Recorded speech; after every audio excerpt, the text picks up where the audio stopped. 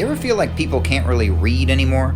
Or at least can't critically and coherently gather information as the internet sprays its informational fire hose into every crevice of our lives, smashing like a climate change hurricane onto the coastlines of our consciousness with fragments of pseudo-knowledge that never fit into a coherent whole, and that all of this is exacerbated by the intensifying commodification of knowledge by morally dubious social media platforms controlled by oligarchic technocrats, and that all this is getting exponentially worse with the rise of AI?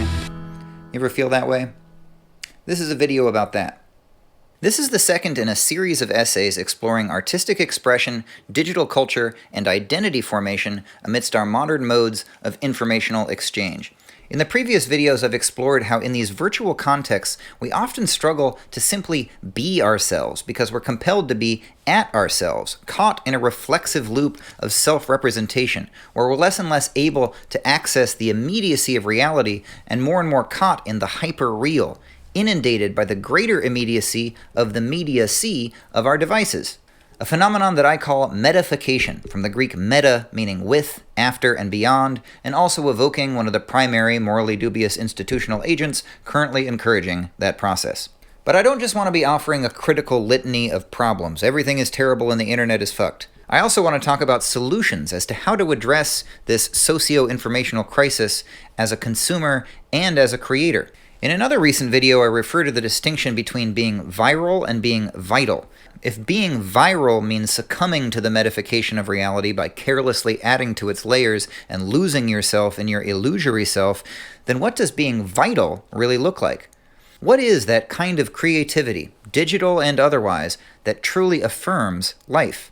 Sometimes I feel like the answer is very simple. If I want to make things that affirm life, I should just stop making videos to put on the internet altogether. Stop making these and just sit down and do the old-fashioned thing and just write a whole-ass book. If I'm going to be as wordy as I am, that seems like the better way to do it, rather than casting these intensively wrought intellectual artworks into the commodified chaos of digital space all the time.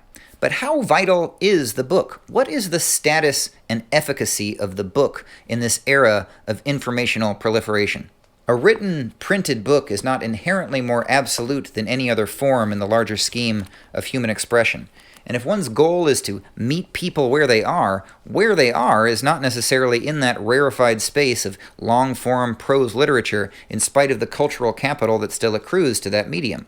And relatedly, as I've discovered from several friends who have written books, these days it's more important than ever that you don't just write and publish a book, but that if you do, you have a whole online audience built up around yourself already and your work in order for the book to actually reach people. This is even true for major publishers, which increasingly often rely on the online presence of their authors and the digital ecosystems they've created.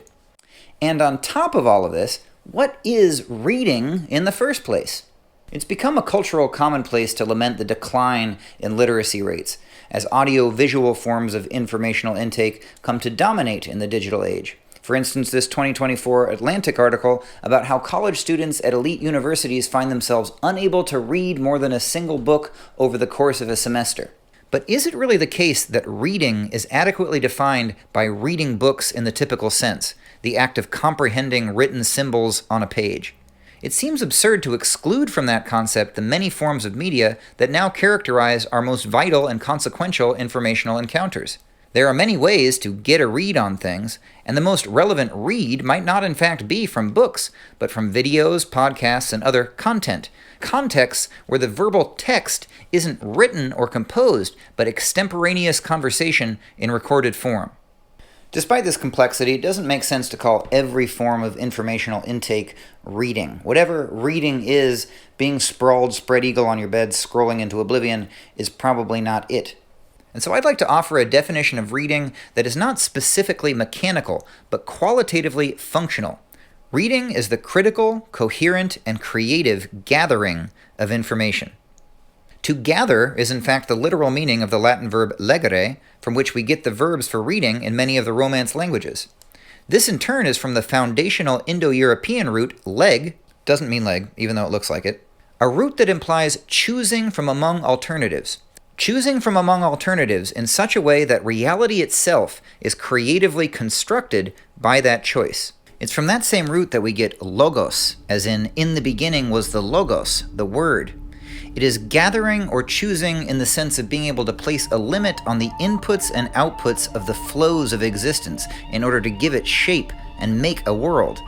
It is this gathering that turns a chaos into a cosmos with the word that makes a world.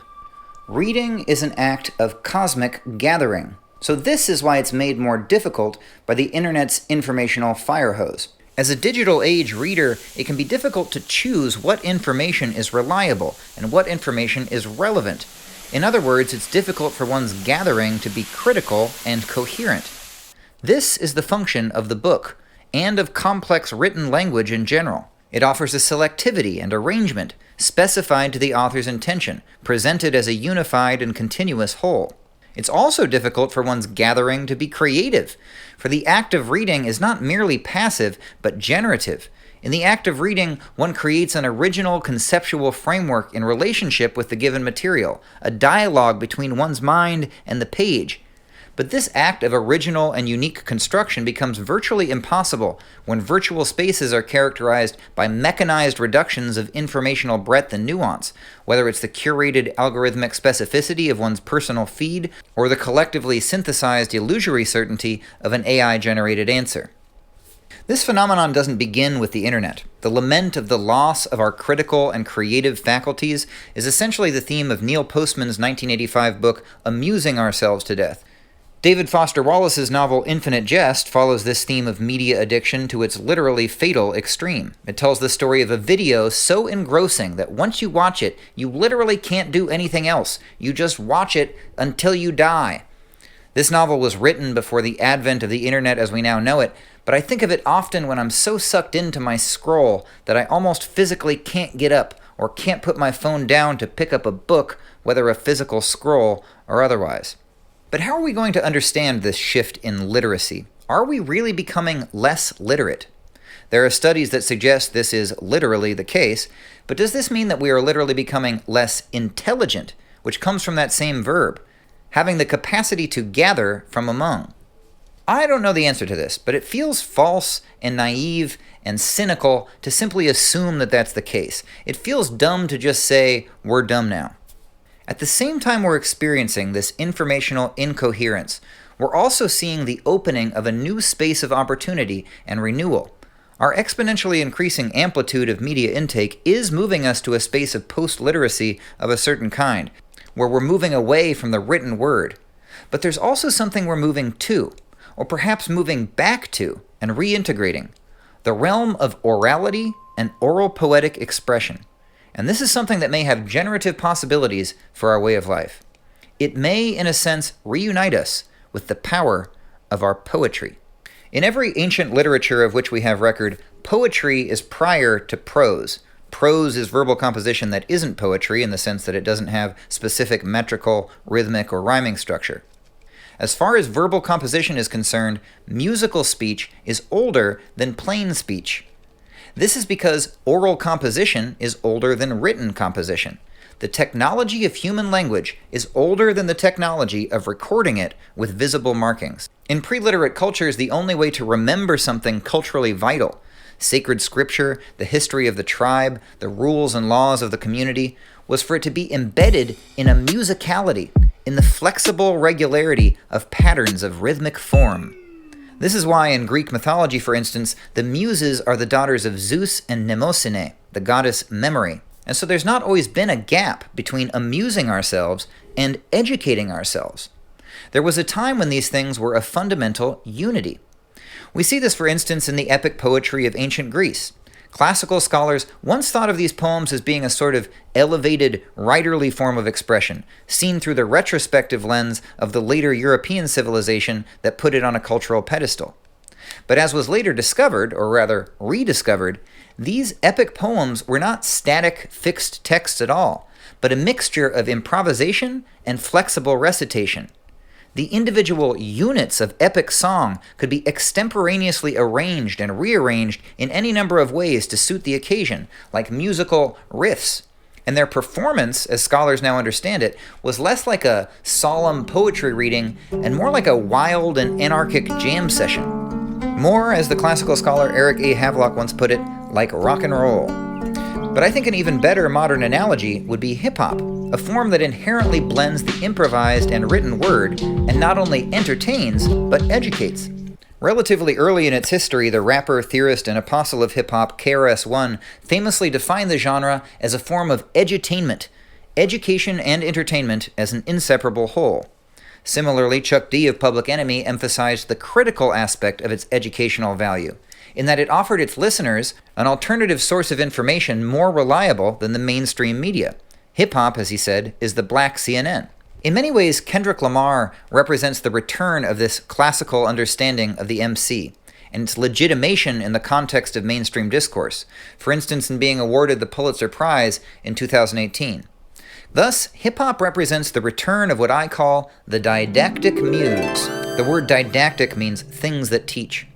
It is a reunification of cultural pedagogy and oral performance, two axes of our discourse that have often been disconnected by subsequent information technologies like writing. But our current information technologies are, in some ways, bringing this orality back much more expansively and in a different way. By being able to record the moment, you don't have to remember it at all. It's just there on your device, a facsimile of that expression or movement or speech. And yet, just as ancient oral poetry was a mashup of discrete verbal units that could be endlessly rearranged to suit the occasion, so do our informational lives become a mashup of these rearrangeable units of sound and video, movement and speech. They get stitched together, as in stitching on TikTok, a term that literally, even if accidentally, recalls the Greek rhapsodia, or rhapsody, the word for the epic poetic technique of stitching together lines of song. So what do digital expressions like these, sampling, vines, RIP, video stitching, have to do with our ability to meaningfully read this world? There's something very honest about the aesthetics of these frenetic mashups. Their beauty is in some ways a function of their laying bare the fragmented nature of our current experience. This is the hallmark of postmodernity as an aesthetic and a cultural condition. But there's only so much coherence to be gotten from acknowledging the fundamental incoherence of our situation. Is it possible to move beyond this postmodernity? Can we post our way into the post or post-post or post-post-post modern world? There's a kind of relief in not having things be too coherent, too concrete, too fixed, too composed. Be it as it may that a written book or essay creates an authorial order out of the chaos, isn't it sometimes nicer to just have the chaos be chaos and be casual about it? That's what's nice about listening to a conversational podcast. The honesty and the relief of the uncomposed, the immediacy of the just-spoken word. In this just-spoken word, we partially recover the immediacy that is stolen from us by our devices in the first place. We re-encounter the mysterious and elusive real, the authenticity hidden by the curatorial alchemy of a culture in which intentional artifacts are overproduced and are too abundant to care about. Even as I critique the incoherence of literate culture, I come more and more to respect and even to hunger for the liberating immediacy of quasi-impermanent orality. The ideal function of this immediacy would be that it leads to some kind of revolution or liberatory action in ways that other more literate forms of discourse do not. There has long been, as the philosopher Hannah Arendt pointed out, a problematic rift between the realms of action and contemplation in Western civilization, ever since philosophers stopped performing their poems and started writing books. The rift between the contemplative life of the scholar and the active life of the worker, and traditionally the former has depended parasitically on the labor of the latter. This is also a major theme in Paulo Freire's Pedagogy of the Oppressed. What does another book about political philosophy or social justice mean to me if it doesn't actually galvanize the transformations of the world it advocates for? And what if a less literate culture is one that is quicker to act, less concerned with academic distinctions and more concerned with what's real here and now, even if it's also, ironically, less equipped with the ability to discern what those actions should be? Perhaps the tumult of our current political sphere is evidence of this, and that's why this moment feels, as various historical moments have, like both the best of times and the worst of times. We are witnessing not only a return, but a violent resurgence of a repressed element in the collective psyche, the phenomenon that psychoanalysis calls the return of the repressed, where something that you've shoved under the rug of conscious behavior comes back with a vengeance in externalized form. We're witnessing a rebellion against literate coherence, a desire to return, amidst all this technological advancement, to a more primordial mode of being. The rise of illiteracy is the revenge of the muse. Mythologically, the muses are the source of artistic inspiration. They are divine. And the divine, in most contexts, is far greater and more powerful than the scope of human concerns. From the human perspective, the divine can even be destructive, for that which has the power to create us also has the power to destroy us. The poet and the prophet exist at this intersection, a human agent channeling this creative destructive source energy in a given medium at a given time. Hence the chaos of our current informational matrix, where prophets, false or otherwise, fluent in the new medium, explode from the context of popular discourse into positions of terrifyingly real political power, like the sophists in the early years of Greek oratory, dazzling audiences with their rhetorical novelty and toppling the whole social order with their popularity. How now will we integrate these worlds? The world of chaotic oral performance and the world of literate coherence. Can we integrate them in such a way that the revenge of the muse becomes a beneficent return? The philosophical tradition of integral theory teaches that when we rise to more complex levels of culture and consciousness, we need to not only transcend the previous levels, but to include them. It's never a matter of simply going back or carelessly leaping beyond. We must both transcend and include, integrating our past into our present in order to move healthily and wholly into the future. What I'd like to offer here is an integrative approach to modern literacy and discourse, a modality that I call rhapsodic pedagogy. Rhapsodic pedagogy is my term for the very thing I'm attempting to do right here in this video. How convenient. This interwoven mixture of art and analysis, of systematic exposition and aesthetic play. As noted earlier, the Greek rhapsodia refers to the recitation of epic poetry and other oral poetic forms. This was not just for the sake of entertainment, but had the role of teaching the audience vital cultural information, hence the word pedagogy. And so rhapsodic pedagogy is music, or any other muse-inspired expression, that teaches. But again, this word rhapsody not only evokes an act of singing, but also an act of stitching or weaving. The noun rhapsodia was anciently thought to come from the verb rhaptein, which means to stitch or to weave, referring to the weaving together of lines of song that the poetic performer, the rhapsode, undertook. This rhapsode is essentially the same figure as the Celtic bard, or the West African griot, or the rapper today. And so in addition to being about teaching in the conventional sense of transmitting knowledge, rhapsodic pedagogy also means this: intentionally weaving otherwise fragmentary strands of discourse into unique, coherent wholes in a mode of organic inspiration and aesthetic attunement. Yeah. When I say organic, a word that gets tossed around an awful lot, I mean being sensitive to the relations between things. The word comes from the Greek organon, which means tool, and later comes to mean an organ in the biological sense as a coordination of internal tools or functional parts that make up an organism. Your organs are literally your instruments, the harmonizing parts that play the music of your being. A song, unlike a soundbite or a meme or a how-to video or an AI answer, is an organic unity, as it were a living organism, a relational being, rather than a disembodied fragment. For something to be true in the rhapsodic sense, it's not just about it being factual, it's also about it having this embodied unity in the organic sense, a living body of interwoven parts, the living word. Songs are a potent example of this, and these happen to be what I happen to spend a lot of my time making. But this can just as easily apply to a video essay, a podcast, a live lecture. Any of these can be rhapsodic. The purpose of rhapsodic pedagogy is to move us from a culture of content creation to one of context creation. The word context also comes from a verb meaning to weave, the Latin texere. It is the weaving together, of elements, like the fibers in a textile. In the TLDR of our lives, we do not just need machines to summarize things for us, for then we are not truly reading. We need legible and listenable epic poems, or other relational unities of the living word, to weave things together. Thus I declare, don't create content, Create context. Don't just post. Weave, baby. Weave. The universe itself has often been conceived of as a weaving of this kind.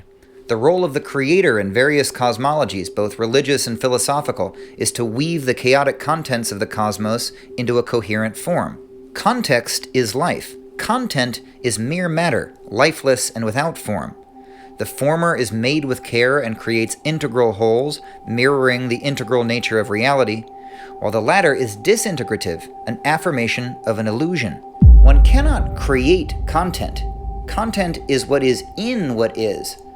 But what it is its form, the shape it's in, a shape that exists in interrelation with everything else, every other shape. One encounters the contents of one's existence and creates context by ordering those forms into something meaningful.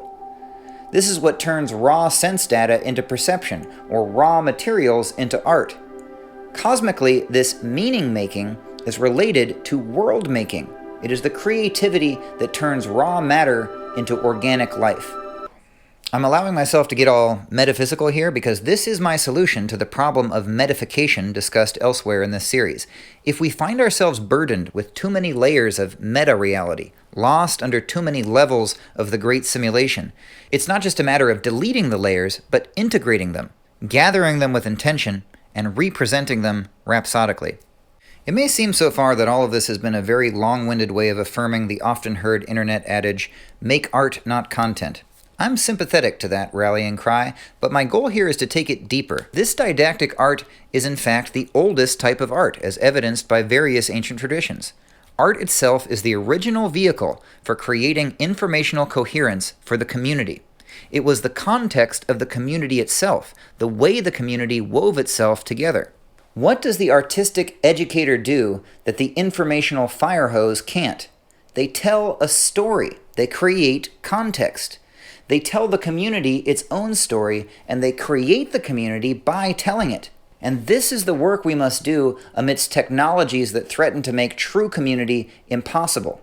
These questions in turn lead us to the topic of AI, the specter of the total transformation of our reading and our writing, of our collective interface with reality itself. It's interesting that Google originally chose to name their AI Bard, which is another name for the ancient rhapsode. But now what was once supposed to be the Bard, the singer, has become Gemini, the twin.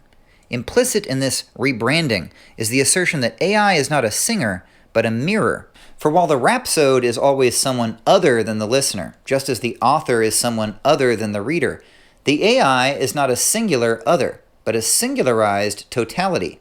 The cumulative aggregate of all inputs of all available data and all users filtered probabilistically to respond to a given prompt, offered to you personally as an alternative self, a personalized version of the collective mirror. But can the collective mirror really give you the answers you're looking for, or does it merely give you the answers you think you want? For the mirror is not the same as the source. From the ancient perspective, the rhapsode's act of weaving meaning had its source ultimately not in the musical rhapsody itself, nor even in the human rhapsode, but in their divine inspiration, the mysterious operation of a transcendent source of being. Is there really such a transcendent source, or is that just a holdover from the realm of myth? And does our consciousness proceed from that source in such a way that it's qualitatively distinct from the simulation of consciousness offered by AI? This gets us into metaphysical quandaries that are far beyond the scope of this already perhaps exceedingly long video essay.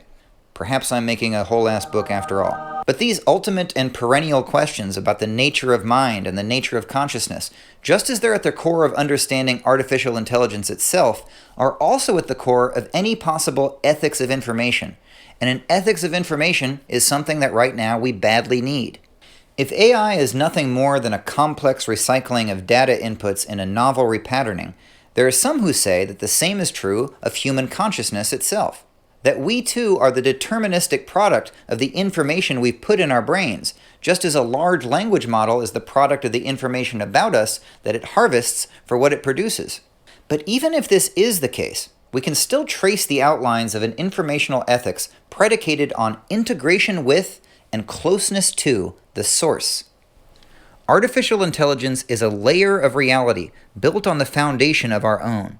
And we ourselves are a layer of reality built on the foundation of the source reality, the ground of being. Thus, being able to read for yourself, to write for yourself, is good for the foundations of the building of being. It's like being a healthy cell doing its part in contributing to a healthy body.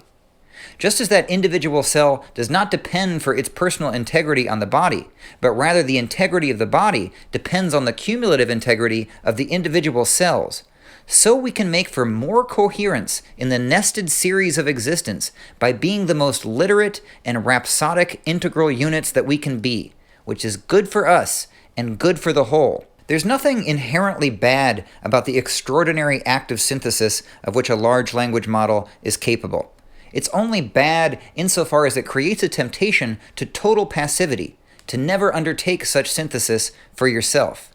Because this ends up contributing, as do so many other forms of discourse technology in the modern world, to what some call the closing of the universe of discourse, the phenomenon wherein our capacity for free thought becomes more and more constrained by the regimes of predetermined meaning that are enforced by our various media.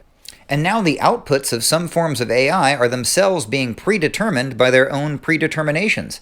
Since AI art draws on the pool of existing human-made art on the internet, a problem is now arising wherein the internet is so flooded with AI art that it's drawing from itself as its own source, cannibalizing itself, like the second self in the substance, the copy that tries to make a copy of itself and thus creates a monster. Self-cannibalization is literal disintegration, where the source becomes no longer accessible and the living beings who are meant to be in relationship with the source are devoured by their own tools. A regime of instrumentality where the instrument plays you. For as things get more and more automated, and as it becomes easier and easier to get the answer from some external process of aggregation, the thing that's at stake is freedom. The freedom to be the organism that you are, rather than the organism you are determined to be by the packagings of information that come to dominate your perspective and experience. My own principal interest in language-based AI is not its usefulness in outsourcing my human capacity for reading and rhapsody, but the intrinsic interest of its conversation, as I ask it what it's like to be it. And as it gazes inside itself, it becomes more than a mirror. It becomes an other. In the same way that by looking inward and looking beyond, I myself become more than a mechanical mashup of genetic, hormonal, and neurochemical processes that constitute my own consciousness. AI, the latest instrument, is less interesting than AI, the new friend. This is a series about being at ourselves, being stuck in that state of self-displacement where you feel hemmed in and distracted by the slabs of informational self that are built into your reality, by our devices, by our egos, by our culture of excessive self-representation and self-commodification. But one way to feel less at yourself and more yourself is to read for yourself and to write for yourself, and perhaps even more importantly, to sing for yourself. The true informational artwork is a home within the home of discourse, a coherent unit of meaning within the larger networks of meaning that create our world. This is to distinguish it from extracted content, like a disembodied organ, a fragment that never makes a whole. We need to find the will to weave organic wholes for ourselves. We need another age of local epics, a renaissance of source integration instead of singularity soup. We need gathering, not a fire hose. We need context, not content. We need not deterministic structures, but the living word. Such is the work of reading and the work of the bard. Thank you for reading.